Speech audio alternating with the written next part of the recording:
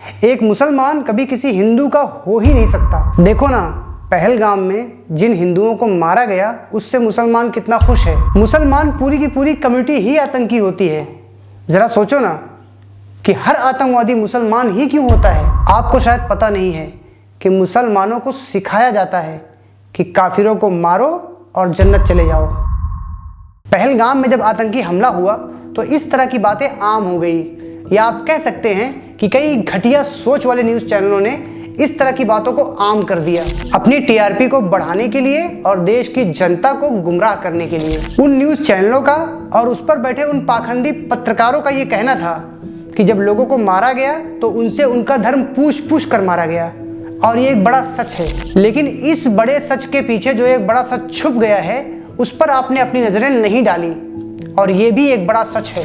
एक बड़ा सच ये भी है साहब कि एक माँ ने अपना बेटा और एक बहन ने अपना भाई कश्मीर में भी खोया है, और जनाजा तो कश्मीर में भी पढ़ा गया है। और आप मानो ना मानो, वो हिंदू नहीं था, मुसलमान था। और एक बड़ा सच ये भी है कि उस मुसलमान के पास दो ऑप्शन थे, जिंदगी और मौत का। और एक बड़ा सच ये भी है कि उस मुसलमान हीरो सैयद आदिल शाह के पास पूरा पूरा मौका था जिंदगी वाले ऑप्शन को चुनने का। लेकिन उस मुसलमान हीरो ने अपनी माँ के पैरों पे अपना सर रख के सोने वाले उस सुकून को नहीं चुना, अपनी माँ के हाथों से बनाई हुई रोटियों के स्वाद को नहीं चुना। उसने एक पल के लिए भी नहीं सोचा अपने माँ बाप के बहने वाले उन आंसुओं के बारे में जो उसके वापस ना आने पर बारिश की तरह बहने वाले थे। वो अपनी फैमिली की रोज़ की ज़रूरतों की जिम्मेदारी को एक पिलर की तरह उठाए हुए था। लेकिन उस मुस्लिम हीरो ने एक पल के लिए भी उन परेशानियों के बारे में नहीं सोचा जो उसके वापस ना आने पर उसकी फैमिली को उठानी पड़ेंगी।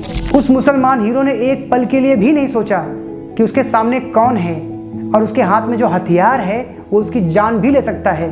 बिना सोचे वो उन आतंकवादियों से भिड़ गया और कहा कि जिन्हें तुम मारने आए हो ये मेरे मेहमान हैं, और मेरा इस्लाम ये नहीं सिखाता कि किसी बेगुनाह की जान जा रही हो और मैं चुपचाप खड़ा रहूं। और फिर आतंकियों ने उसे गोली मार दी, और वो हीरो सैयद आदिल शाह सारी दुनिया को ये सबक दे गया कि जब भी किसी बेगुनाह की जान जाएगी तो एक मुसलमान हमेशा आतंक और आतंकियों के खिलाफ दीवार बनकर खड़ा रहेगा। और मैं सैयद आदिल शाह को और सारे इंडियन मुस्लिम को इस जज्बे के लिए सैल्यूट करता हूँ, और उन पाखंडी पत्रकारों को ये सलाह देता हूँ कि आप लोग ऐसी बकवास अफवाहें ना उड़ाएं, देश में नफरत ना फैलाएं।